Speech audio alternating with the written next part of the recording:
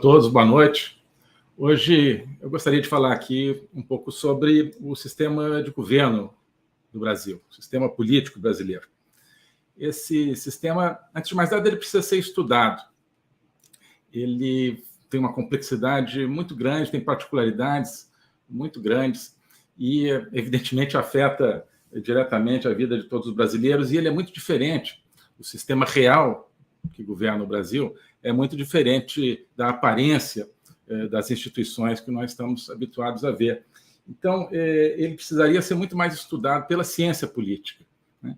Por isso que nós deveríamos ter uma ciência política e cientistas políticos para examinar, estudar cientificamente o nosso sistema político, né? Não apenas para reproduzir ali o que está na Constituição, por exemplo, ou em outros textos legais que não reflete o real funcionamento do sistema, né? E nem também para fazer, digamos, são úteis, mas estudos sociológicos, assim, em termos de classes, a partir de uma perspectiva muitas vezes mais econômica, que é útil, mas que, ao meu ver, pelo que eu conheço, não vão até a mecânica realmente do sistema, né? Então, o sistema político brasileiro, ele não é óbvio. Ele tem engrenagens, tem toda uma casa de máquinas que não aparecem quando a gente olha de fora. Ou mesmo, né, quando estamos dentro do Brasil, olhamos, né, e não vemos essas engrenagens, elas estão debaixo da superfície.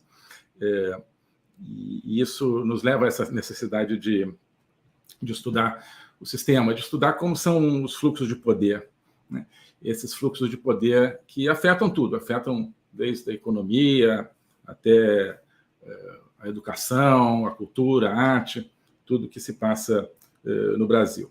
É importante também analisar o sistema político, independentemente da questão de nomes que fazem parte da vida política brasileira, né? E, portanto, independentemente das paixões que esses nomes suscitam.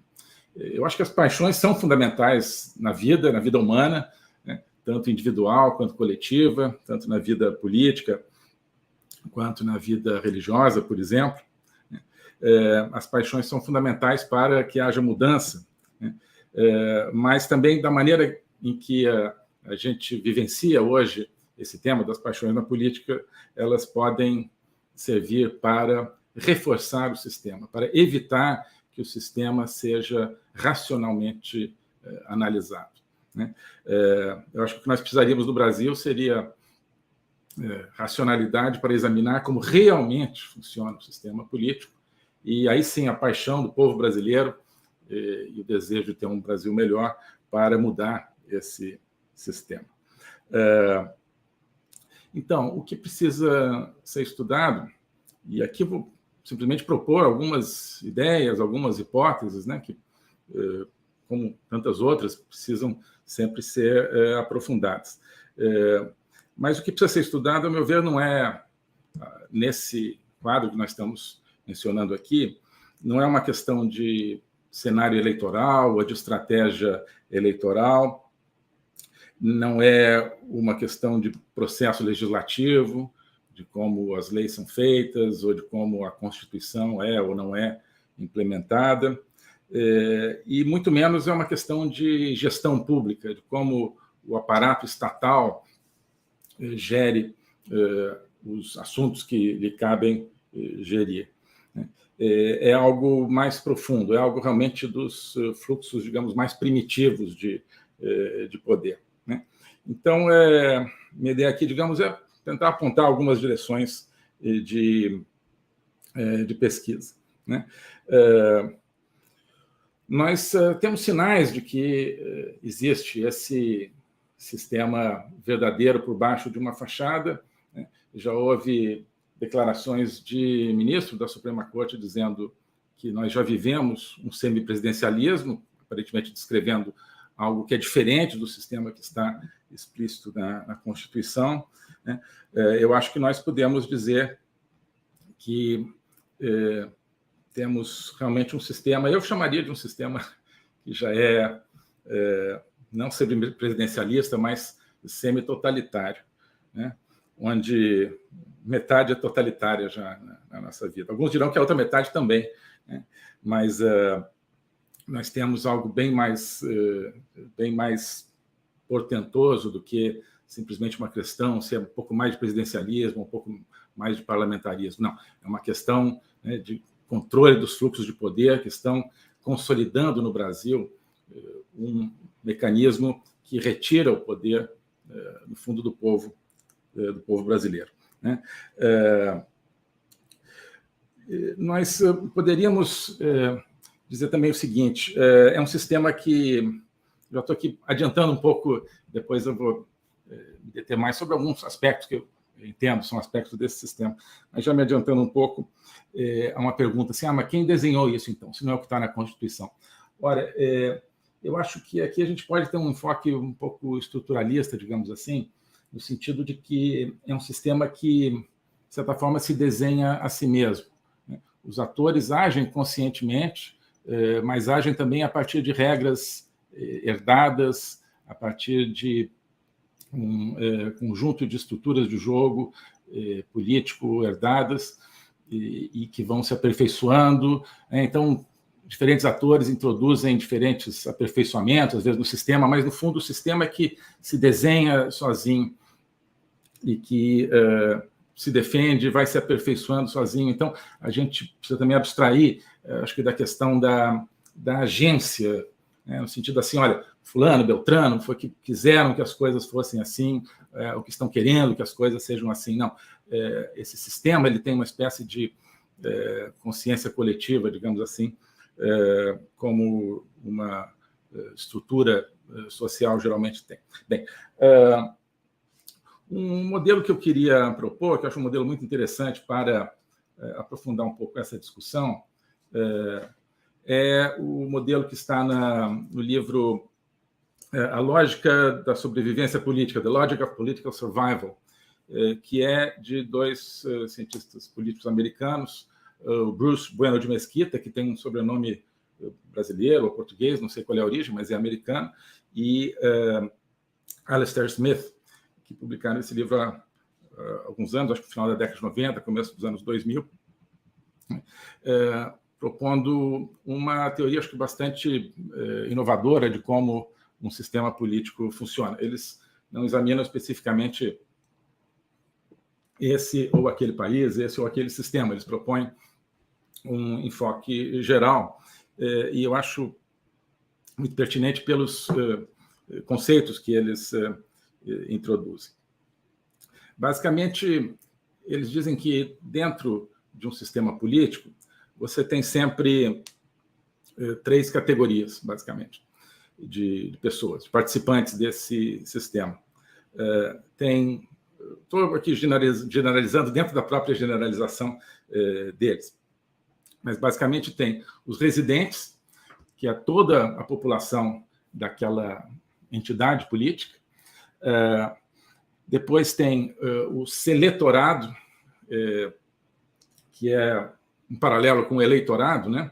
Eu acho que a gente deve escrever, não sei se já é usada essa palavra em português, deve se escrever seletorado e não seleitorado, porque nós temos eleição, daí eleitorado, e temos seleção, daí seletorado.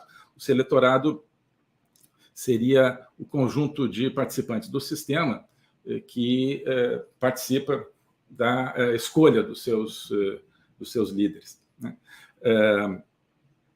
E, portanto, por isso é que ele chama de seletorado. E dentro desse eleitorado, não necessariamente, mas enfim, geralmente sim, uma que ele chama de coalizão vencedora, winning coalition, que seria basicamente o conjunto daqueles que lideram o sistema. Eu acho que não é sempre pertinente a gente considerar exatamente como eles consideram o livro, quer dizer, eu vou fazer aqui um pouco de violência, talvez, à teoria deles. Estou usando os conceitos, não pretendo aqui me ater ao uso desses conceitos exatamente como eles usam, mas eu acho que são conceitos fundamentais e muito inovadores, como eu dizia. E eu acho que, basicamente, a grande questão que eles colocam, que eles exploram ao longo do livro, é a relação entre a coalizão vencedora, que eles chamam, ou seja, os governantes, digamos assim, e o que ele chama do seleitorado.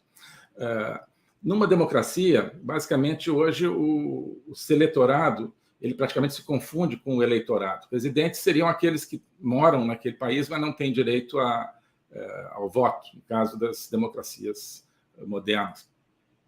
Então, seriam talvez estrangeiros ou poucas pessoas que não têm direito ao voto naquele ambiente político.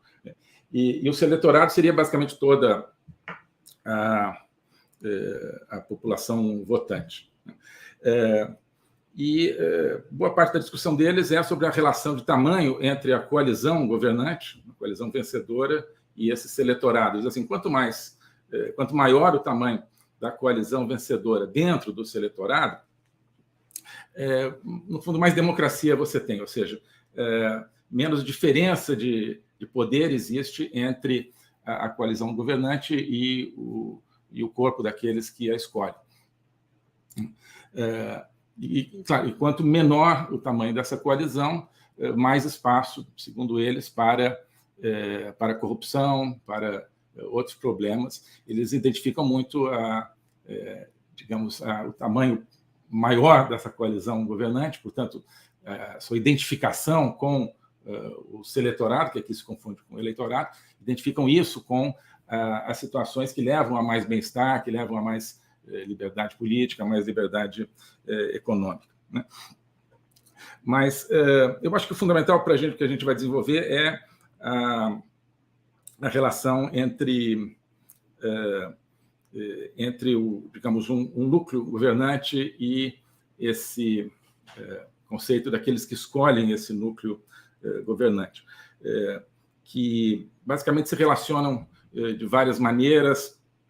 Existe toda a questão da lealdade que eles colocam, os autores colocam, como é que se conquista, como é que aquele núcleo governante conquista a lealdade daqueles que o escolhem, quais são as oportunidades de desvios de recursos que essa relação proporciona. Né? Mas eu acho que existe um certo formalismo na maneira como eles colocam.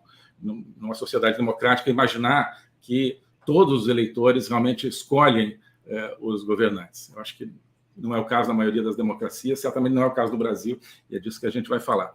Mas antes, um exemplo interessante que eles colocam, um exemplo do passado remoto, mas que dá a ideia do que é essa relação entre essas categorias. Então, eles vão buscar o exemplo do califado no início da expansão islâmica ali, logo depois, já do tempo do profeta Maomé, e depois, basicamente, nos primeiros 2 séculos ali da expansão. Então, basicamente, séculos 7, 8 da nossa era, da era cristã, os primeiros 2 séculos da era islâmica, mais ou menos. Eu vou pegar aqui a página para citar diretamente. Mas, basicamente, é o seguinte, eles, nessa categorização, diriam assim, dizem assim, a coalizão governante, a coalizão vencedora, eram ali o califa e o grupo do califa ali no seu palácio. O seleitorado era todo o conjunto dos árabes, né, que era basicamente o povo em torno de Maomé que começaram a conquistar e dominar as populações ali do Oriente Médio, né, Pérsia, Índia, e do lado de cá, do lado do Ocidente, África do Norte, Espanha, né, que é um pedaço da França. Depois, na França não durou, mas na Espanha durou muitos anos, como se sabe. Enfim, a população árabe era oriunda ali dos seguidores de Maomé, era pequena dentro dessa população total dessas regiões.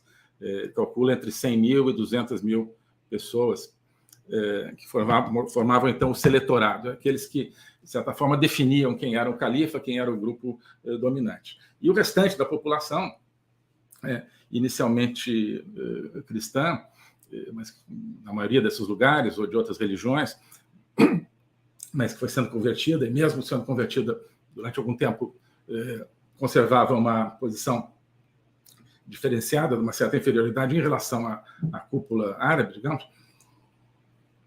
O restante da população seriam os residentes, né? Seriam aqueles que não têm ali a participação naquela escolha política. Então, ele diz basicamente o seguinte, que isso formou um sistema para tirar dos pobres e dar aos ricos, né? E que a cleptocracia era a regra nesse sistema. Então, basicamente, era um sistema pelo qual aquela cúpula extraía dessas grandes populações, países muito ricos nessa época, né, cuja população, de repente, se viu diante da invasão árabe, como a Síria, como a Pérsia, como o Egito, como a Espanha. Essa população era, digamos, explorada e os recursos transferidos para aquele seletorado, né, e assim comprando a lealdade daquele seletorado que, nessa situação, era a população árabe. E o que é interessante nesse contexto, mas que, infelizmente, acho que se aplica na modernidade, é a definição que ele dá de cleptocracia, e que eles usam para os dias de hoje também, embora se aplique nesse caso a esse tempo do califado. E basicamente é o seguinte: cleptocracia para eles não é meramente a corrupção, mas antes o roubo direto, descarado da riqueza de uma nação pelos seus líderes, né? Então vou ler em inglês porque para ver o original. Not mere, então, kleptocracy, né? Kleptocracia. Not mere corruption, but rather the outright theft of a nation's income by its leaders, né? Outright, né? Roubo descarado, acho que a gente pode traduzir assim, da renda de uma nação pelos seus líderes, né?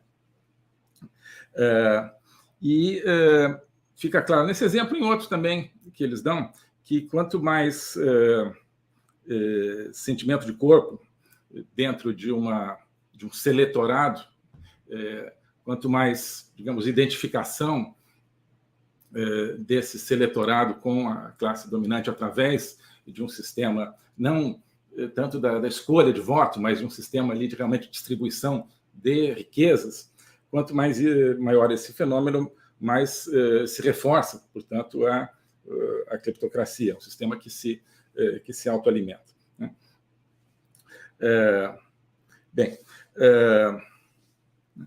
O sistema, essa questão da cleptocracia, eu vou adiantar um tema aqui que me parece importante, a partir do que eles dizem, né? Que tem muito a ver com a nossa situação no Brasil. O problema, não só no califado, mas acho que no Brasil atual, em outros lugares, não é só o político que rouba para si, né? Um pouco a definição tradicional com a qual a gente se acostumou de corrupção, né? O problema é o político que rouba para o sistema, né?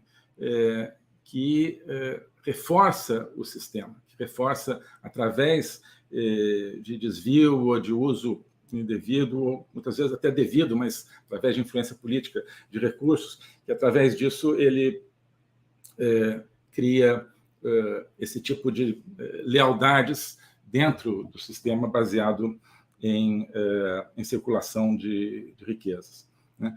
De certa forma, a gente pode dizer que, em parte, isso é roubar do futuro para dar ao presente, né? É uma maneira de ver também, em termos econômicos, né? Gastar com essa compra de lealdades, essa manutenção de um sistema, os recursos que deveriam estar destinados à ampliação do bem-estar daquela comunidade, né? A cleptocracia, basicamente, é um sistema de criar vassalagens, né? De criar dependências, de criar rabos presos, rabos reciprocamente presos, né? Ele cria a dependência dos mais pobres através da assistência, do assistencialismo, né?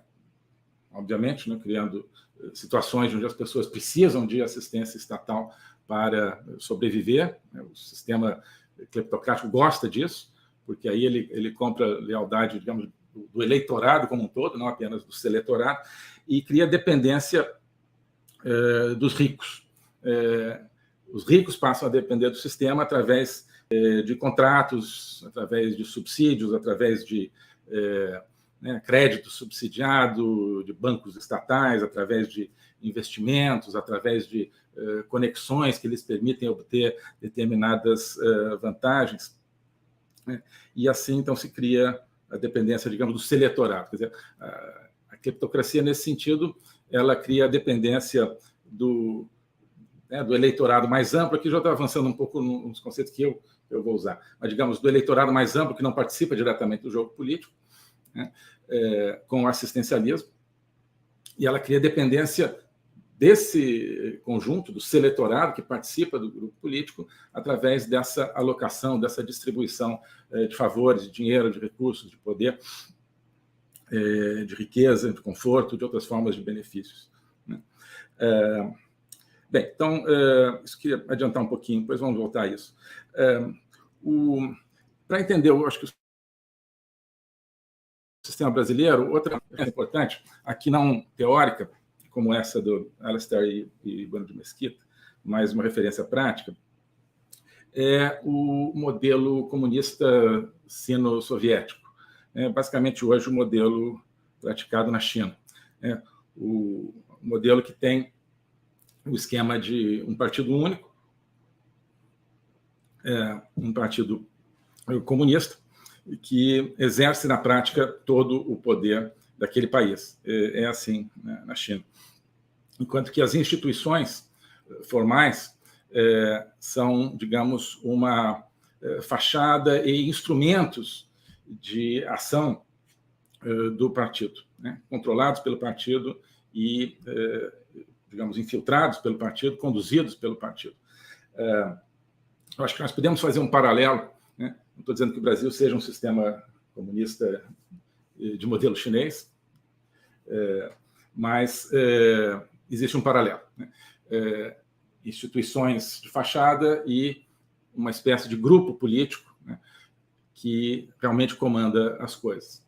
No caso da China, um partido comunista super estruturado, com toda a tradição de estruturação muito forte nos partidos comunistas. No caso do Brasil, um sistema bem mais difuso, né, mas que é aquele que realmente, nessa hipótese, controla o poder. Então, na China, então, nós temos um partido, um grande partido comunista, partido único, né? A ideia de partido único não deixa de ser uma contradição em si mesma, aí a gente entra na questão da dialética marxista. E partido vem de parte, né? O partido é necessariamente a parte de um todo.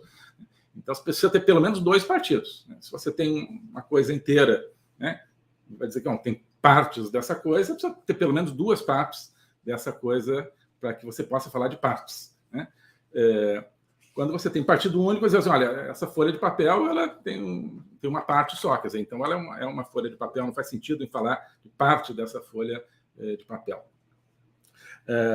Mas na vivência marxista, o que isso significa? Não só essa manutenção da ideia de partido, mesmo quando ele atinge o poder absoluto e se torna partido único, o que significa continuar utilizando esse modelo e esse conceito de partido? A meu ver, significa o seguinte: continua havendo duas partes, né? É um confronto permanente, então, entre o partido de um lado e de outro lado aquilo que resiste à grande revolução, aquilo que resiste à plena implementação do comunismo. Então, por isso que é partido, porque continua havendo uma luta política, embora não seja uma luta entre dois partidos estabelecidos da mesma maneira. Então, tem o Partido Comunista, que é aquele que é encarregado de terminar de implementar a sociedade comunista, lutando contra o que seria, entre aspas, o outro partido, que seriam as forças que resistem a isso. Isso, aliás, é interessante a gente pensar, porque tem sempre a ver com a diferença entre socialismo e comunismo, o que é realmente o comunismo, né? Vejam que, por exemplo, o Partido Comunista da União Soviética, que comandava a União Soviética, era o Partido Comunista da União Soviética. Mas o país que ele comandava não era a União das Repúblicas Comunistas Soviéticas, era a União das Repúblicas Socialistas Soviéticas. Então, o que significa? O sistema de governo, o sistema econômico, político, era o socialismo. E o partido é o Partido Comunista, porque o objetivo dele é instalar o comunismo, era instalar o comunismo através desse sistema socialista, no caso, o sistema socialista soviético, no caso da União Soviética. Então, o comunismo ele é um objetivo, ele é um programa, é um estado ao qual chegar. Né? Então, é o estado ao qual chegar e o impulso de chegar a esse estado. Então, o partido é comunista porque é o partido que quer chegar ao comunismo, né?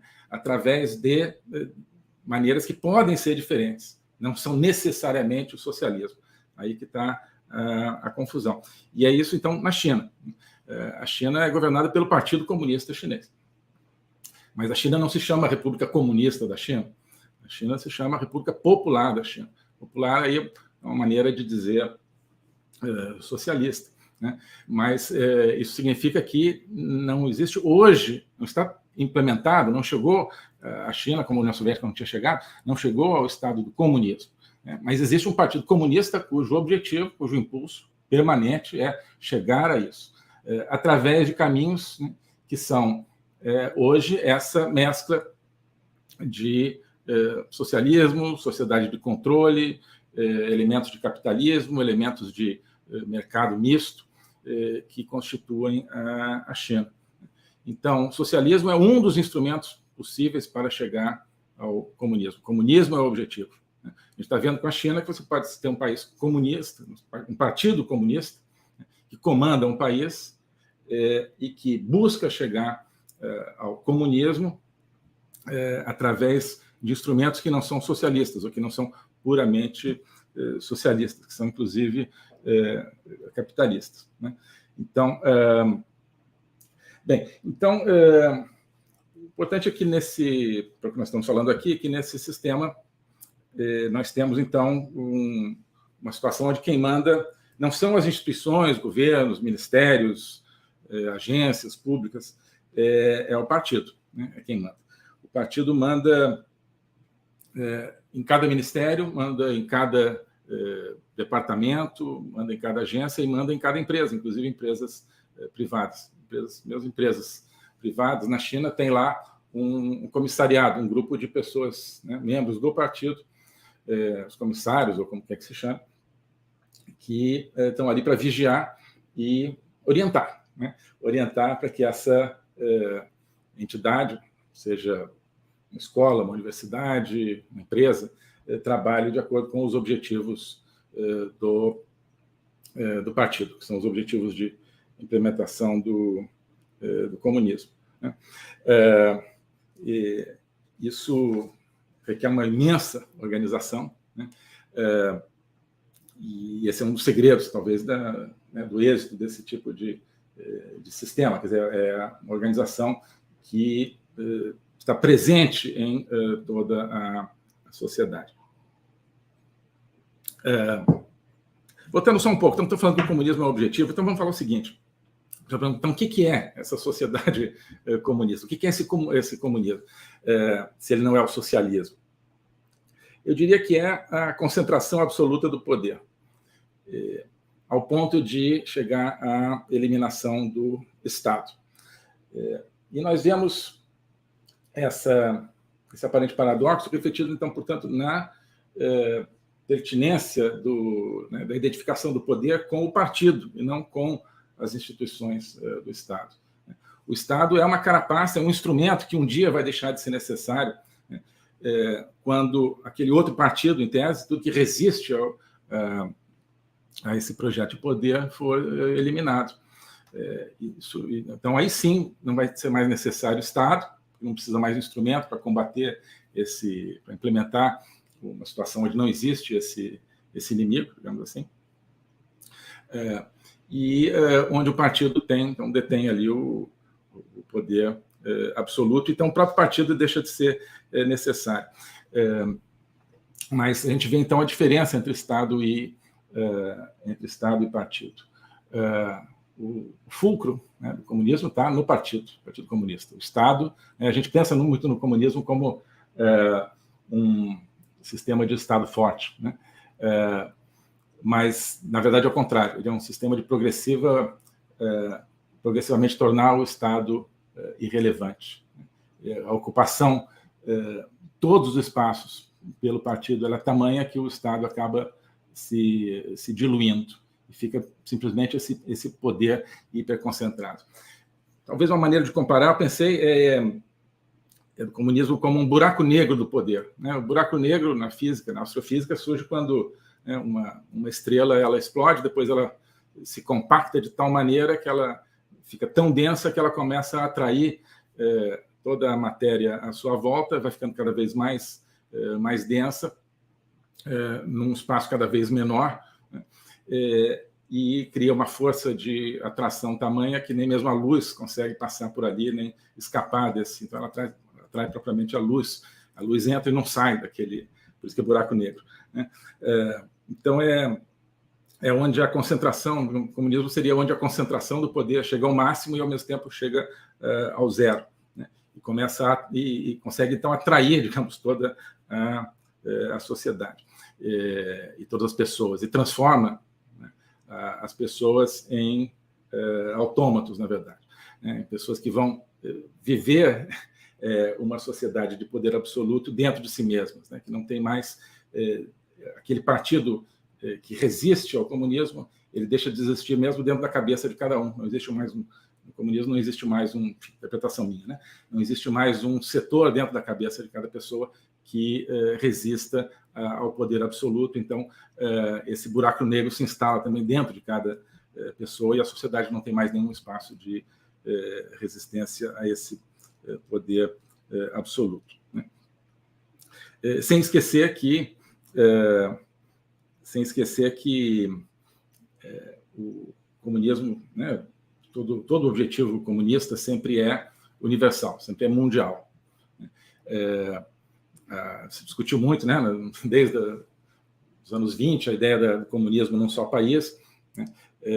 Era a ideia de consolidar o comunismo na União Soviética, o que foi feito, mas isso é, de certa forma, uma distorção da ideia original. A ideia original é de que o comunismo precisa se instalar no mundo todo, porque, assim como em cada país ele precisa vencer esse outro partido, né, esse partido de uma resistência, né, seja resistência burguesa, seja resistência religiosa, seja resistência espiritual, seja o que for, assim também em cada pessoa também ele pretende vencer qualquer resistência ao seu poder, mas assim também no mundo.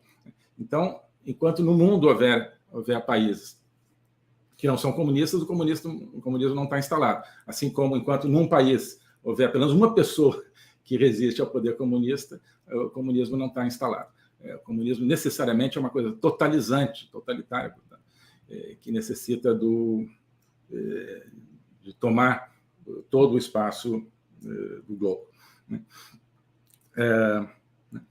Então, enfim, já vou falar mais do Brasil, mas só para terminar aqui sobre a China, então, fechando esse parênteses sobre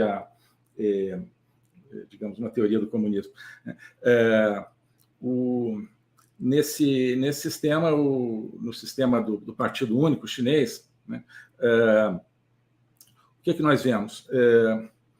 Bom, vamos pensar um outro sistema político onde tem partidos políticos, né? Então, a pessoa é membro de um partido, é membro do outro, mas no seu trabalho, pode até ser uma coisa importante, claro, na sua vida, mas no seu trabalho, no seu estudo, na sua vida de família, né, a pessoa não está né, sempre presa aos objetivos daquele partido, né? Ela, né, tem a sua vida fora do partido. O partido, a política, é um dos aspectos da sua vida. Num sistema de partido único, como a China, o partido é tudo, né? Então, um indivíduo, qualquer entidade, ou uma empresa, ela não trabalha, não vive, né, não opera, não produz para si, no fundo. Produz para também não produz para a China, no caso, né? Não produz para a sua pátria, para o seu país, produz para o partido, porque o partido também não se confunde com a pátria. Ele usa o patriotismo, né? Assim como ele usa outros instrumentos, né? Mas a presença do partido em todos os cantos e recantos da vida determina que aquela pessoa, aquela família, aquela empresa, aquela entidade viva permanentemente, trabalhe permanentemente para o partido, ou seja, para a construção do comunismo, né? Bem, como é que é a distribuição de poder entre os níveis, né, nesse partido? Então, na China, o Partido Comunista Chinês tem cerca de 80 e poucos milhões de membros. Eu vi em algum lugar 89 milhões de pessoas são membros do Partido Comunista Chinês, uma população de 1,4 bilhão, né? Dá um pouco mais de 5%. Mas dentro dessa população, você tem os delegados, que a cada 5 anos são enviados para o Congresso Nacional do Partido, oriundos de regiões e de entidades diversas, que são, segundo eu vi, 2.280. Esses 2.280 delegados elegem um comitê central, tem hoje 205 membros. Esse comitê central elege um politburo, né, um bureau, um escritório político, que tem 25 membros.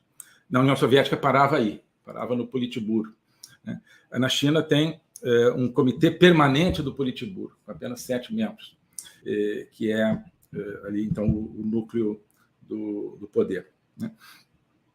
Então, essa é também a realidade formal dentro do partido. Na verdade, é o contrário, né? Na verdade, são esses 7 membros permanentes do politburo que escolhem, selecionam os outros 18 para comprar 25, a partir dos membros dos 205 do Comitê Central. Então, quando sai um, morre um, são eles que escolhem quem vai compor aquele espaço, né? Basicamente, também, a escolha desses 205 do Comitê Central a partir dos delegados do Congresso Nacional do Partido, Congresso Nacional do Partido, né? Não Congresso Nacional do país. Essa escolha é feita, então, a partir de cima. Então, é uma seleção que vem de cima para baixo, né?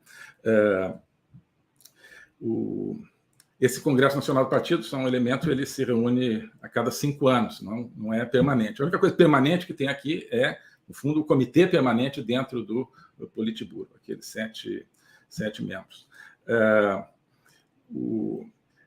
A autoridade máxima no país, como era também basicamente o caso da União Soviética, portanto, ela reside na figura do secretário-geral do partido, né, que dentro desses 7 membros permanentes é o que, digamos, coordena o trabalho dos outros. Então, nós temos o secretário-geral, né, chefiando esse grupo de 7 do Comitê Permanente, depois o politburo de 25 e assim por diante. Então, Mao Tse-tung, ele foi sempre chamado Chairman Mao, né, o presidente Mao, mas não presidente no sentido, né, de presidente do país, de presidente do partido. Chairman é o que chefia a reunião, na verdade, que preside a reunião, seria o diretor, digamos assim, né? Isso aí que realmente residia a força. Mao foi presidente da República Popular da China apenas em parte do período em que ele foi o líder da China. Então, não importava muito o título, a questão é que ele era quem mandava no Partido Comunista Chinês, né? Inclusive, a Revolução Cultural de 1966 até 69, mais ou menos, uma das maneiras de descrevê-la é o esforço de Mao Tse-tung e do seu grupo de recuperar poder para o partido frente ao Estado e frente a outras entidades que estavam emergindo como poderes paralelos e concorrentes ao Partido Comunista Chinês. Depois, no período posterior a Mao Tse-tung, nós temos basicamente sempre a figura do secretário-geral, ou, no caso de Deng Xiaoping, de coordenador central do Comitê de Assessoramento, título assim, meio assim, mas no fundo é uma figura sempre do partido. E a partir de 1989, com as figuras de Jiang Zemin, Hu Jintao e agora Xi Jinping, nós temos a coincidência sempre de presidente da República Popular da China e secretário-geral do Partido Comunista Chinês. Mas a gente vê que ao longo dessa história da República Popular da China, a autoridade sempre reside no secretário-geral, com esse nome, ou com um nome um pouco diferente, do Partido Comunista Chinês. Então, Brasil. Eu queria, então, usar esses dois modelos, quer dizer, um é um modelo teórico, o outro é um modelo prático, né? O modelo lá do Bueno de Mesquita e Smith, do Seletorado, Coalizão Vencedora e Residentes, e o outro é o modelo prático usado na China para descrever o Brasil. Mas eu acho interessante porque a gente vê que o modelo lá teórico ele se aplica, de certa forma, na prática, né, na China, onde você tem que é hoje os países mais poderosos do mundo, se não o mais poderoso, onde você tem um grupo relativamente pequeno dentro da população, que são os membros do partido, a partir do qual são escolhidas as elites do partido, e essas elites vão se selecionando, sendo selecionadas cada vez mais dentro de um esquema que, na verdade, é de cima para baixo. Então, como é que eu veria o Brasil? Acho que nós temos, então, um eleitorado, né, que é todo mundo que vota, mas onde não está o poder. Nós temos um seletorado, que é, basicamente, acho que coincidente com o que eu chamaria classe política, que normalmente se chama classe política, que não é exclusivamente os congressistas, os parlamentares, também não são todos os parlamentares que são membros dessa classe política. Eu acho que o termo de seletorado é até melhor, porque ele confunde menos. E, acima disso, um politburo. Acho que, no fundo, o Brasil tem um esquema mais ou menos de partido único. Por quê? Porque existe uma identidade ideológica muito grande dentro de uma classe, que é uma classe política, que tem objetivos comuns, que são objetivos de se manter no poder. Claro que sem o aspecto do marxista, que são aí já mais de um século de elaboração ideológica, sem toda, claro, a formalização organizacional de um partido comunista, mas com uma identidade, no fundo, de propósitos e de visão de mundo. Então, vamos ver de cima para baixo, que acho que é mais fácil. Então, nós temos um politburo, que seria uma diretoria, chamamos assim, o núcleo diretor, o núcleo decisório, né? O núcleo do sistema, eu diria assim, é a diretoria do sistema, que é formado por quem? É formado certamente pelos caciques políticos, pelos caciques partidários, todo mundo conhece, formado por algumas figuras do judiciário, não todos, por alguns donos de mídia, alguns empresários. Eu acho que é basicamente isso, né? Não temos aqui os estatutos, né, desse esquema, ele é informal, mas eu acho que esse número que é usado no Politburo da China, de 25, talvez coincida mais ou menos com o tamanho do Politburo no Brasil, dessa diretoria. Eu acho que nós temos o sistema político no Brasil dirigido por um grupo que é de algumas dezenas de pessoas. Isso eu não estou falando apenas do momento atual, acho que isso é uma configuração antiga, vem pelo menos do começo da Nova República. E dentro desse politburo, desse diretorado, o presidente da República, a figura do presidente da República, não é necessariamente, nem mesmo parte desse diretorado.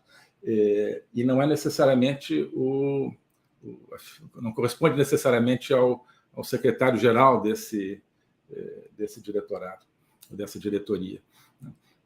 Eu acho que ao longo da Nova República houve presidentes que, assim como na China, acumularam os cargos de presidente da República e, digamos assim, de secretário-geral do sistema. dentro desse Politburo. Fernando Henrique Cardoso, Lula, certamente. Né? Acho que o presidente Bolsonaro não é, né, felizmente, parte desse sistema, que é um sistema malévolo, como a gente vai ver aqui. Mas é ali que reside realmente o poder, né? É nesse grupo que reside o poder. Não sei quem é hoje a figura do secretário-geral, se é que tem, né? Se é que tem nesse grupo coletivo. E em volta dele, ou abaixo, então tem o seletorado, né? Que seria, né, então, um grupo seleto, bom, né, do ponto de vista político, provavelmente não do ponto de vista moral nem intelectual, mas um grupo seleto, né, formado por quem? Por, enfim, congressistas, não todos, mas é um número maior de congressistas, né, juízes também, não todos, nunca todos, né, mas figuras mais destacadas, mas não as do topo, né, mas figuras destacadas, então, do Congresso, do Judiciário, da alta burocracia do Executivo e de estatais, mas também pessoas destacadas da mídia, do meio artístico, da academia, né? E pessoas que gravitam aí nesse entorno, em torno dessas pessoas e desse esquema, né? Eu acho que a gente pode falar nesse seletorado, nesse grupo do seletorado, de várias camadas. Tem camadas bem mais próximas ali da diretoria, outras mais distantes, mas com uma movimentação vertical muito grande, ascensão e descenso muito grandes. São, né, figuras que sobem para mais perto, até às vezes são incorporadas lá em cima, né, outras que descem ou que saem do sistema, perdem poder. Mas basicamente, acho que nós temos aí várias camadas. Quantidade, acho que a gente pode, então, ir lá no número não do Comitê Central do Partido Comunista Chinês, que são 205, acho que é meio pouco, né? Mas talvez algo entre o Comitê Central e o Congresso Nacional do Partido, que tem 2.200. Né? Alguma coisa entre algumas centenas e 1.000, 2.000 pessoas, talvez, como parte desse seletorado, né? Fora disso, o eleitorado. Então, aí as dezenas e dezenas de milhões de pessoas que votam e suas famílias, e seus amigos, né? Que não têm diretamente acesso ao poder. Acho que a gente até poderia elaborar um pouco isso. Nesse eleitorado, talvez exista uma faixa que se poderia chamar, digamos, uma caixa de ressonância, uma faixa do eleitorado que responde mais diretamente aí aos estímulos, digamos, do sistema formado pela diretoria e pelo seletorado, né? E que, digamos, vive um pouco não dentro, mas no eco desse sistema, que é uma parte pequena do eleitorado. E depois uma grande parte do eleitorado que não participa realmente nem mesmo desse eco do sistema, né? Então, outra maneira de ver é que nós temos uma diretoria, né, um conjunto de diretores lá em cima, depois um conjunto de gerentes, que seria a camada superior. Então, a diretoria é, digamos, o núcleo decisório, é o Politburo. Depois, dentro do seletorado, uma camada de gerentes e aqui embaixo uma camada de funcionários, né, que fazem parte aqui das cadeias de transmissão, digamos, que estão o tempo todo correndo nesse sistema, né? Porque o sistema não está parado, ele está o tempo todo comunicando informação, poder e dinheiro, né? Transitando, fazendo transitar informação, dinheiro, pressão, apoio, dinheiro, benefícios, dinheiro, poder, de um lado para o outro, né? De maneira claro, não tão organizada quanto na China, mas também não é de maneira caótica, é de uma maneira consciente, sempre para a preservação do sistema. Né? E então você precisa desse conjunto de, digamos, de funcionários para fazer transitar isso de alguma maneira, seja temas de corrupção, de lavagem, ou de manifestação de apoio, troca de apoios ou de falta de apoios, etc. Outra coisa, nós estamos falando aqui não só de governo federal, quer dizer, não é que em cada estado da federação nós tenhamos um mini esquema dessa maneira, não é. Né? A gente pode até imaginar, de repente, alguns governadores podem fazer parte lá em cima do núcleo político, a maioria eu acho que faz parte do seu eleitorado, e outras figuras das políticas estaduais ou autoridades estaduais podem fazer parte, embora não necessariamente de nenhuma dessas camadas. Né? Então, nós temos aqui falando do país como um todo e não das unidades individualmente. Tudo isso é uma teoria que eu estou propondo aqui, uma hipótese. Né? Então, a semelhança entre essa maneira de ver o sistema político brasileiro e a China. Nós temos, assim como na China, uma estrutura fixa, né? Embora maleável e muito mais difícil de identificar, mas temos uma estrutura que é paralela ao Estado, né? Que não se confunde com o Estado, que, na verdade, controla o Estado de dentro. Né? Está inserida no Estado, mas opera em toda a sociedade, opera, de alguma maneira, nas empresas, opera nas universidades, opera na mídia, etc. etc. Né? Então, não deixa de ser, como eu dizia, um partido único, de alguma maneira, porque existe ali uma coerência ideológica que é a concentração de poder. Bom, e entre o Brasil e aquele esquema lá do livro, do Lógica da Sobrevivência Política, quer dizer, eu acho que o fundamental é esse conceito do seu eleitorado e esse conceito de que nós temos uma realidade de poder que não é aquela que aparece na fotografia quando a gente fotografa as instituições, que existe uma estrutura interna às instituições que difere delas, que, na verdade, comanda essas instituições. Né?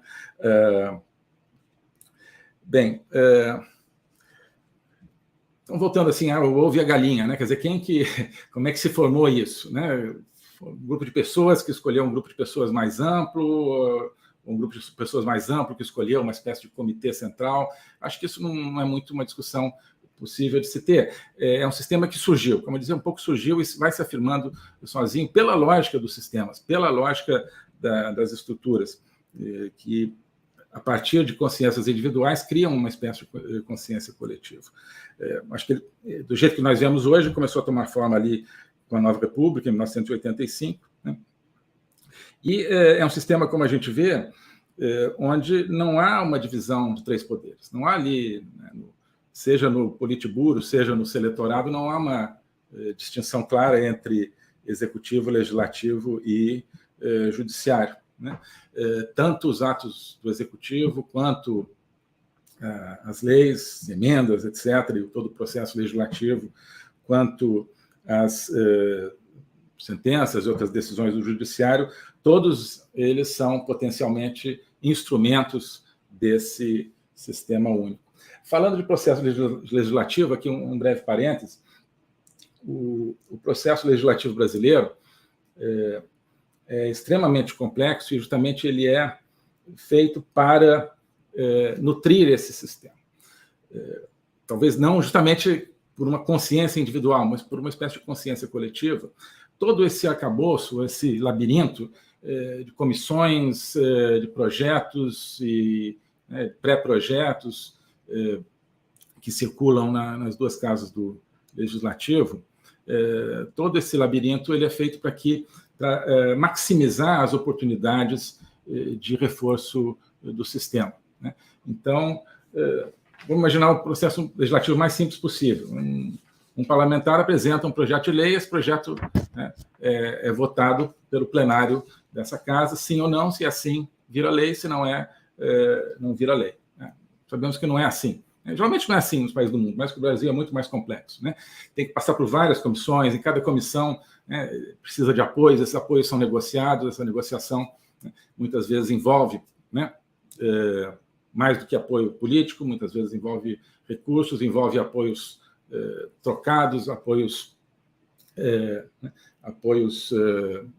assimétricos aí entre senadores, deputados, candidatos a governador, candidato a prefeito, a vereadora, a deputado estadual, etc.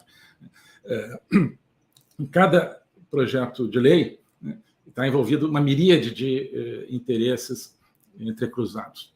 Está envolvido e ela proporciona, cada projeto, a tramitação de cada projeto proporciona milhares de momentos nos quais, em troca de uma vírgula, de uma palavra, de um número, num projeto, se troca o apoio para uma prefeitura ou para uma vereança ou assim por diante, que, por sua vez, vai ter efeitos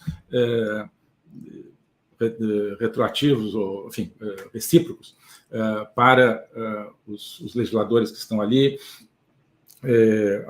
aumentar ou não o poder de um, aumentar ou não o poder de outro. Mas a questão é que o sistema sempre tem o seu poder aumentado. Cada projeto de lei, durante a sua tramitação até virar lei, ou mesmo sem não virar lei, cada emenda, ela, ao longo do processo, reforçou o sistema. Reforçou o sistema. Reforçou a distribuição de poder dentro desse sistema. Alguém terá saído perdendo, mas alguém terá saído ganhando, e o sistema saiu ganhando, porque mostrou que só se mudam elementos dentro desse sistema a partir de, né, nesse jogo, a partir de um azeitar, digamos, das engrenagens do próprio sistema, com dinheiro, com outros benefícios, com apoio que se traduz em dinheiro, que se traduz em apoio, que se traduz em dinheiro, que se traduz em apoio, etc, etc. Falei um pouco disso numa palestra que eu fiz no ano passado, no Movimento Conservador de Santa Catarina, em novembro, se não me engano, e falei um pouco sobre a necessidade de se estudar como funciona realmente. No caso, falei mais do processo legislativo, mas falei do sistema político como um todo, como é fundamental que a população brasileira saiba como funciona o seu sistema político, né? O sistema sobrevive em grande parte porque a população não sabe como ele funciona. E por isso que não tem muita gente estudando como ele funciona, né?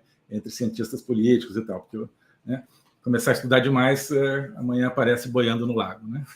Então, é natural que não haja muita gente estudando o sistema político brasileiro, porque não é um estudo apenas teórico, né? É um estudo que envolveria, né, investigações aí de outro tipo, mas que é absolutamente fundamental. Nós jamais vamos mudar o Brasil se não entendemos como esse Brasil aí funciona. Então, o sistema, ele é, digamos, o sistema, estou usando aqui a palavra sistema para me referir a todo esse arcabouço, e ele é gerido, ele é comandado por dois elementos, que são ali o Comitê Central, né, o Politburo, e o Seletorado, né?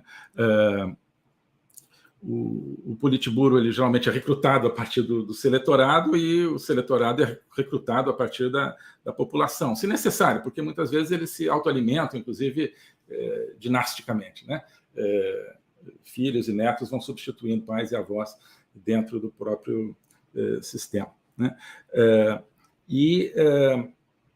Uma vez que alguém ingressa ali no seletorado, por baixo, ali, na categoria de funcionário do sistema, esse elemento tem a possibilidade de subir em função basicamente da sua obediência às regras desse sistema e da sua capacidade de entender essas regras e de aplicá-las.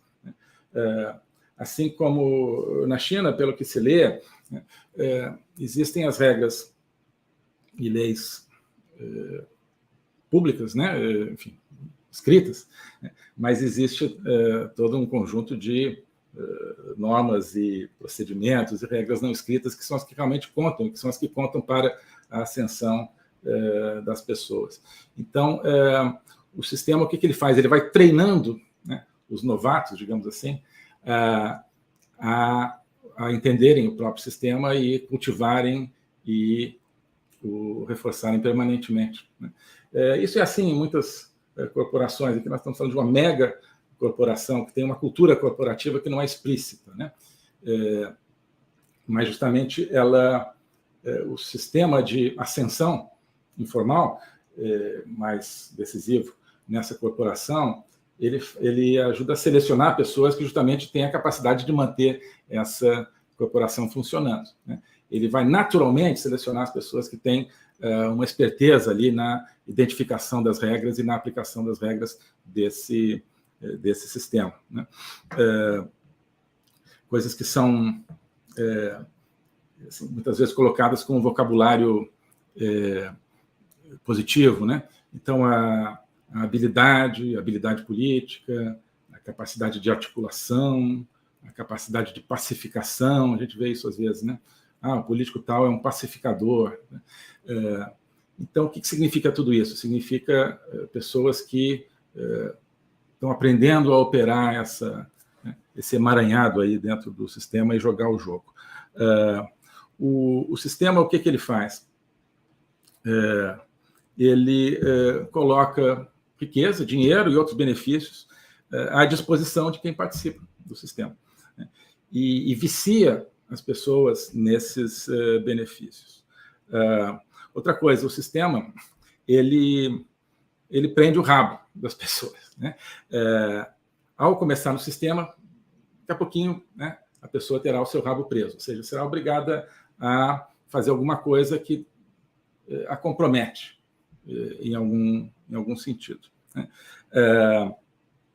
E aí, o que acontece? Acho que uma dinâmica... Tudo isso aqui é uma suposição, né? Uma hipótese, a partir de coisas que a gente pode ver, mas é para isso que precisa, não estou aqui pretendendo fazer ciência política, estou pretendendo, né, formular hipóteses para serem testadas, né? Mas a ciência se faz a partir de hipóteses, né? Então, uma pessoa, né, que começa ali no sistema tem ali o rabo preso um pouquinho, mas ela já vê que se ela renunciar ao sistema, por causa desse rabinho preso, ela já vai sofrer, digamos, um certo constrangimento se ela sair lá fora, né? Se ela voltar para o eleitorado, né? Se ela sair ali da camada inicial do seu eleitorado, ela vai sofrer um constrangimento por causa. Então, ela vai ficando, né? Então, daqui a pouco o rabo vai estar um pouco mais preso, daqui a pouco, e aí também o custo de sair será maior, porque o constrangimento será maior.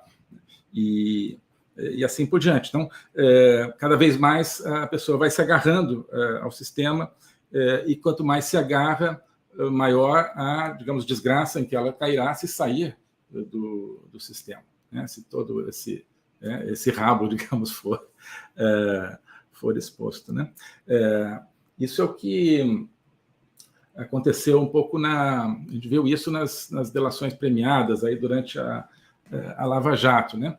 Pessoas aí como ex-ministros, ex-operadores dos sistemas de corrupção, de repente viram que havia um custo talvez maior em permanecer no sistema do que o custo de sair, e saíram e denunciaram, né? Expuseram o rabo preso que tinham, o rabo das outras pessoas que tinham presas em suas mãos, né? Mas o sistema se recompôs, né? Muita gente não imaginaria que o sistema se recomporia. E graças a isso, né? Graças também agora ao fato de que, pelas mudanças aí no processo judicial, no pós-Lava Jato, digamos assim, não há mais delação premiada, ou seja, não há mais um prêmio em revelar as coisas lá de dentro. Então, aí que ninguém vai revelar mesmo e que ninguém vai sair mesmo, né? Porque o custo de sair passa a ser imenso, e o custo de ficar o benefício de ficar é bastante atraente, né? E aí nós temos, acho que, um fenômeno psicológico, um fenômeno moral, né? Onde a pessoa vai se convencendo de que é assim mesmo, né? E vai sufocando os seus sentimentos morais. E, como eu disse, há boas justificativas para isso. Fala, não, estou trabalhando aqui pela harmonia do país, né? Política é a arte do possível, né? Trabalhando aqui pela negociação, pela governabilidade, né? Então, não estou aqui, né, nutrindo um sistema de poder corrupto, estou, né, trabalhando pela... Ninguém assume, né, nem mesmo para si mesmo, eu acho, com muita facilidade, que está num sistema de poder corrupto. A pessoa está trabalhando pela governabilidade e tal. E aí abandona... Claro que ali dentro está... espero que esteja, né? Muita gente ainda aquela luzinha ali do sentimento moral, mas vai ficando cada vez mais distante lá, né, no fundo do mar, essa luzinha. Então, bom, o crime organizado, só um parênteses aqui. Acho que a gente pode especular, o que é especulação, pode perguntar, né, se líderes do crime fazem parte de algum dessas camadas de poder. Vou deixar essa pergunta. Né?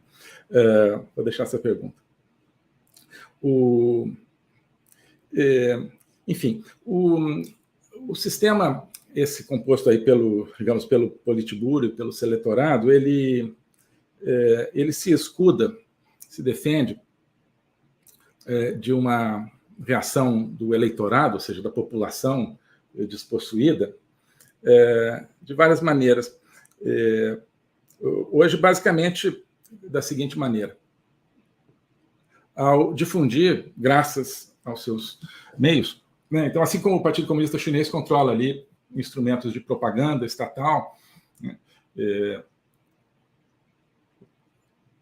para fazer, né, para formatar o pensamento das pessoas, assim também o nosso sistema, o nosso partidão aí único,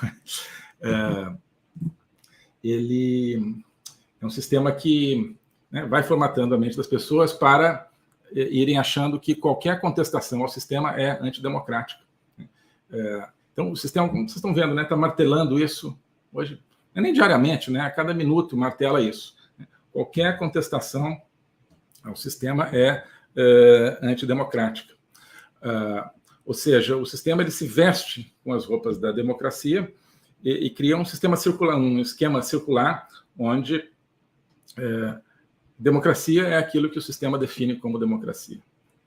Na verdade, ele não define, ele simplesmente define toda rejeição a qualquer aspecto da circulação de poder nesse esquemão como antidemocrático. E, sobretudo, para aquela camada do eleitorado que é a caixa de ressonância, ele vem conseguindo passar a ideia de que é realmente assim, né?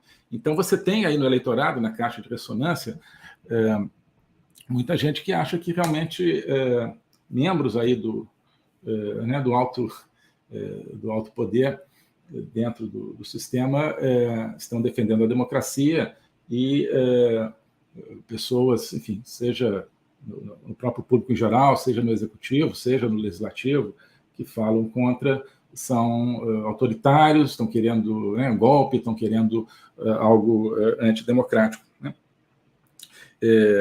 Então, isso, né, no fundo, vai reforçando também o sistema, porque demoniza, deslegitima qualquer reação contra ele, né?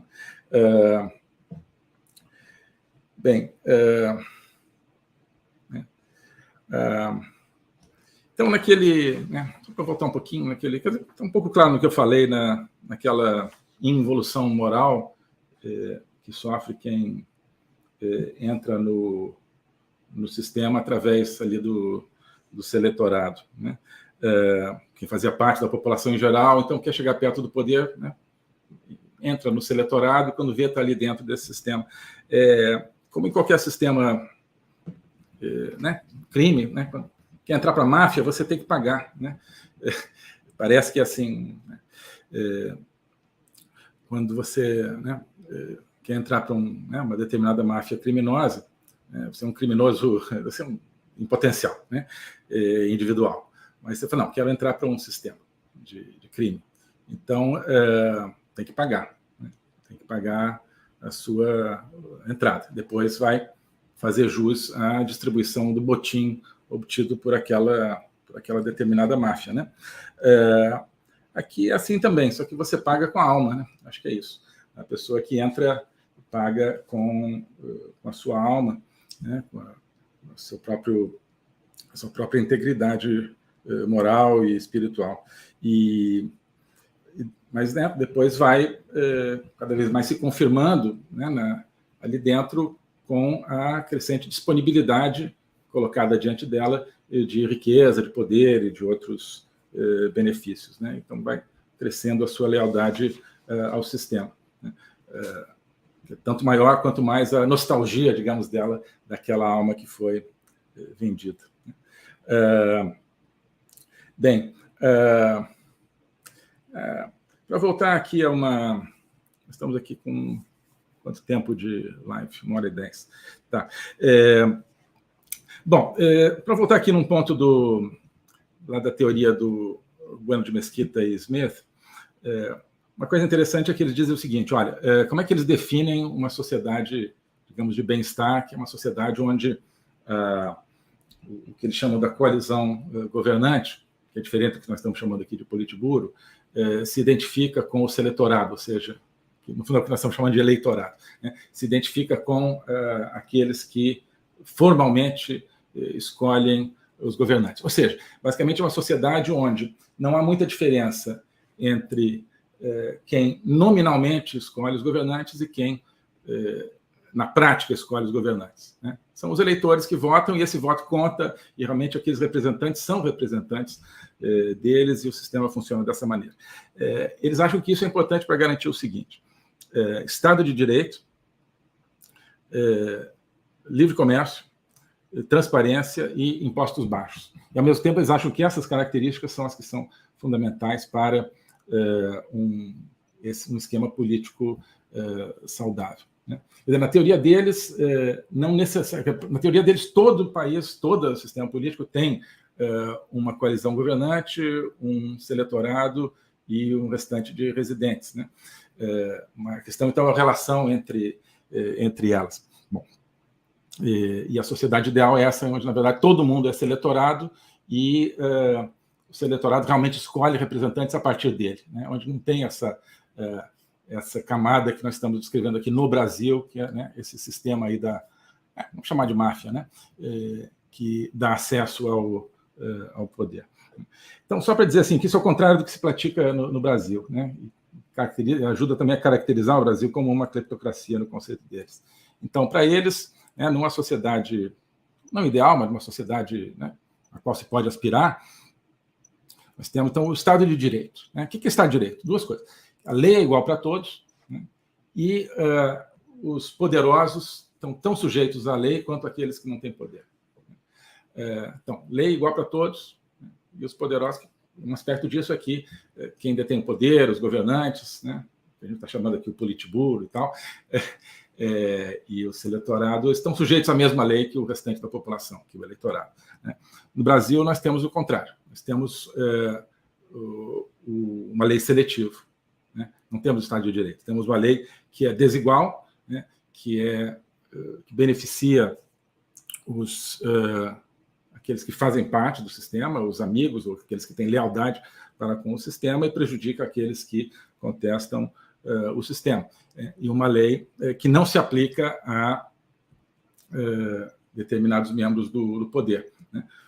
Você vê que tem, né, congressistas, por exemplo, com denúncias de corrupção contra eles, que jamais são julgados. No passado já houve congressistas que foram julgados, até condenados, até presos por isso, né? Hoje continua tendo, né, alguns que são condenados presos, mas não por corrupção, né? Para mostrar que, então, também não são todos os congressistas que são parte do sistema, claro que não, né? Os que são parte do sistema são esses contra os quais pesam acusações graves e que jamais serão julgados, jamais serão condenados, né? Os que não fazem parte do sistema, sim, são julgados, muitas vezes condenados. Então, a lei é seletiva, não temos Estado de Direito. Outra coisa, liberdade econômica, nós não temos no Brasil. Temos uma economia controlada, basicamente uma economia controlada, e cada vez mais seja uma economia estatal, né? Ou seja, né, empresas estatais, seja a economia privada, que depende de favores estatais, que depende de conexões políticas para a sua sobrevivência, consumidores que dependem para a sua própria sobrevivência de auxílio estatal, de auxílio emergencial e transferências de recursos, né? E agora estamos começando a ter uma privatização estatal, quer dizer, que é uma espécie de terceirização das estatais, quer dizer, você pega uma estatal, privatiza, mas ela vai para uma estatal chinesa. Todas as empresas chinesas são estatais, porque todas são, na verdade, são partidárias, né? Todas elas, como a gente estava vendo antes, são governadas pelo partido, no fundo. Todas elas estão sujeitas e têm a obrigação de seguir os objetivos do partido. Uma empresa chinesa que não siga as orientações do partido, através daquele comissariado que tem dentro de cada empresa, ela vai simplesmente perder suas licenças de operar, vai perder, né? Enfim, os seus donos ou gerentes serão presos. É assim que funciona, né? Então, não interessa apenas, digamos, a estrutura societária, ela é uma fachada também nas empresas chinesas. O que importa é que o partido está lá dentro e o partido manda, né? E tudo está sujeito a ser mudado o tempo todo. Então, nós estamos vendo, então, uma economia do Brasil que ela ou é estatal terceirizada, agora, a terceirização para estatais chinesas, ou é uma economia privada dependente dos mecanismos estatais. No esquema ideal lá do livro, nós temos a transparência. No Brasil, nós não temos transparência no processo político, né, no processo legislativo. As grandes decisões são tomadas em jantares secretos, né? Depois alguém vaza o que quer que seja o que ele quer vazar, o que o grupo quer vazar, né? Mas e tem jantares que acho que a gente nem fica sabendo, imagino.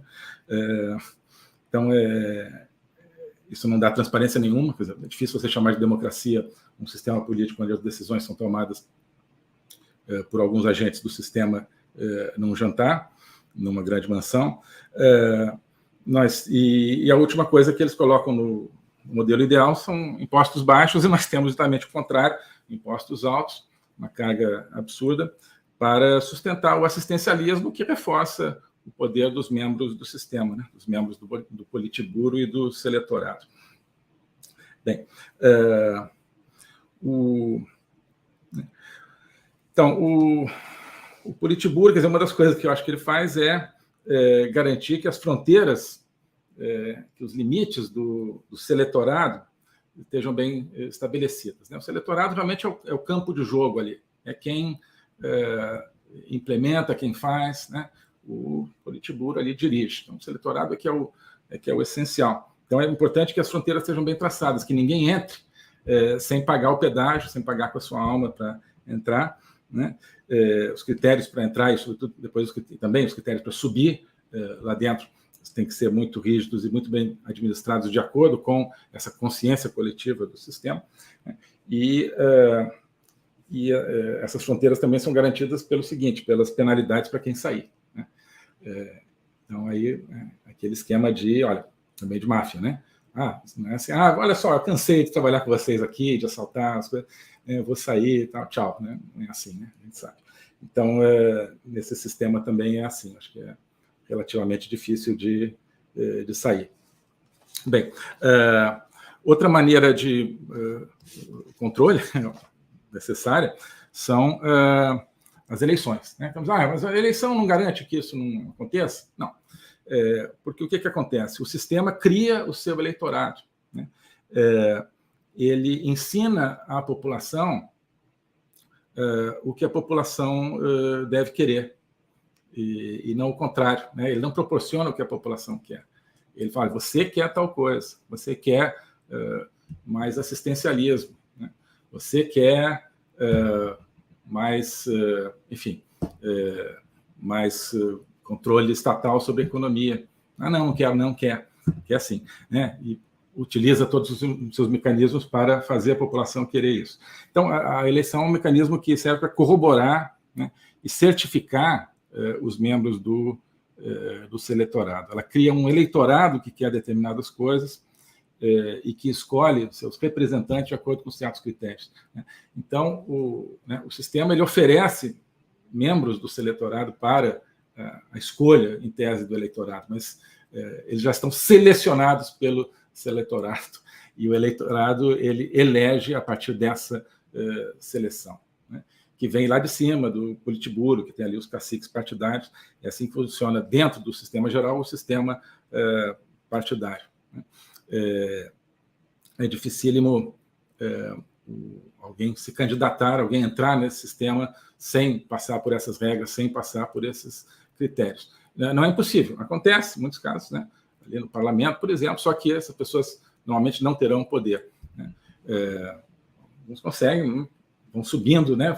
De alguma maneira paralela, é isso que a gente imaginava que ia acontecer no Brasil. Mas o sistema cada vez está mais fechado e cada vez impede mais que isso aconteça com essas pessoas, né?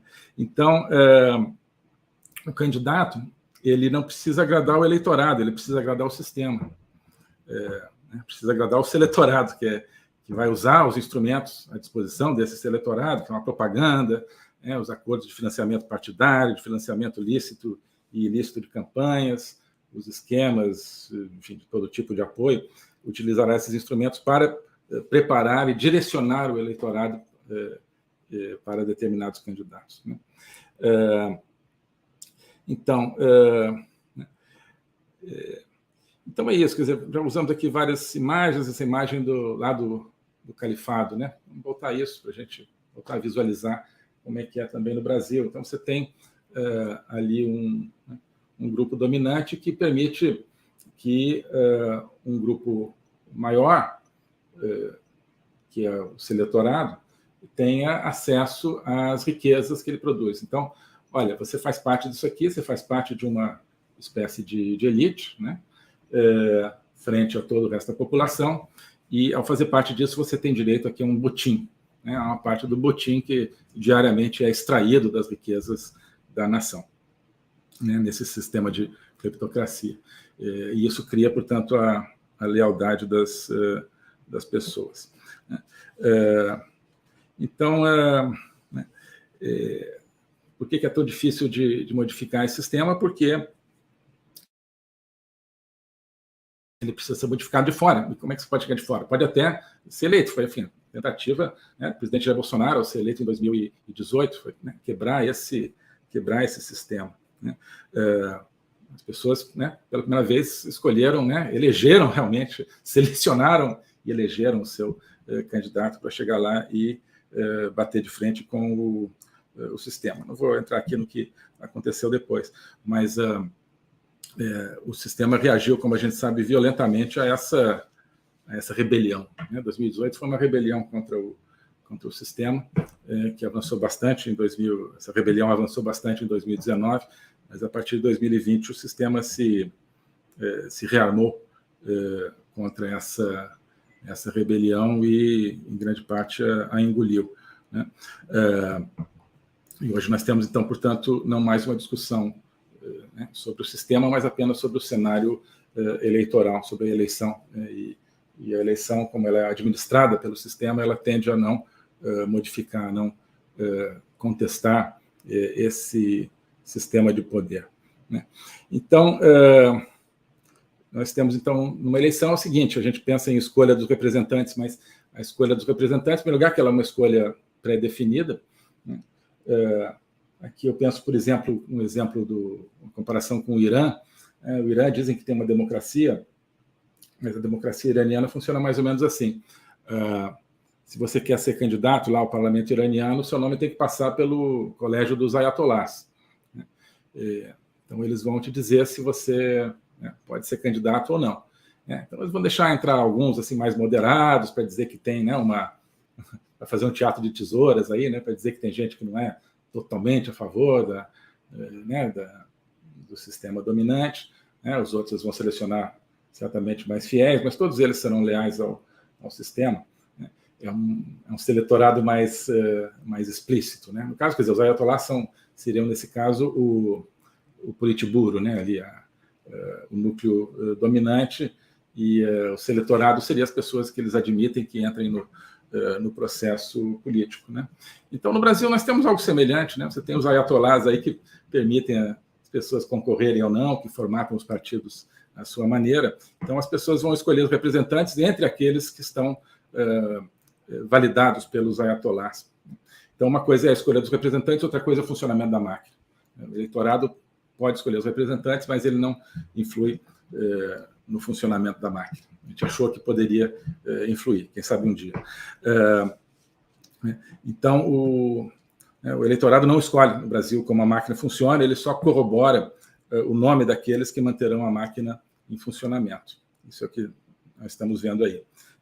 E esse sistema, ele tende para uma... Vou usar um termo, né, um pouco pesado, mas ele tende para uma ditadura ideal. Então, falei em semi-totalitarismo ali no começo, né? Ele tende para isso. Por quê? Porque é uma ditadura sem ditador e com todas as fantasias, todos os apanágios da democracia. Então, eles não, isso aqui é democracia, né? Tem aqui as roupas da democracia, quem é contra esse sistema é antidemocrático. Né? A ditadura, como que é ditadura? Não tem ditador, né? Claro que o Politburo ali ele é um negócio difuso, que não aparece muito, ninguém sabe como é que a coisa funciona. Né? Essas coisas que eu estou falando aqui, que eu acho que assim, não são visíveis. Né? São visíveis, né? Mas as pessoas não querem ver, e elas não são, obviamente, divulgadas pelos grandes instrumentos de propaganda do sistema, que são as mídias, etc. Então, é um sistema que tende a uma totalidade perfeita, um totalitarismo perfeito, se nós quisermos assim, porque não tem figura central e não tem as aparências de uma ditadura, né, de um regime totalitário. Né? E quem se opõe é antidemocrático e não pode entrar no jogo. Então, eu acho que é disso que nós estamos falando quando falamos do sistema político no Brasil. Acho que assim, mais ou menos, é que são as coisas. Né? Como eu digo, aqui é uma hipótese de trabalho, uma hipótese para investigação, mas eu acho que, seja assim ou não, o sistema não funciona como está na fachada. Né? A gente tem que entrar na casa de máquinas e entender como ele funciona, porque só assim que a gente vai poder né, fazer as mudanças necessárias. O que esse sistema está produzindo? Está produzindo pobreza, está produzindo descaso pelo futuro do país, está produzindo... Não estou dizendo que é o governo que está produzindo isso, estou dizendo que é o sistema que está produzindo isso. Né? Está produzindo desesperança, isso, então não digamos assim, uma coisa, um diletantismo, entrar na casa de máquinas só para entender como funciona. Não, é absolutamente necessário para que o Brasil volte a produzir riqueza, volte a produzir esperança, volte a produzir felicidade para a sua população. Bem, é isso. Muito obrigado.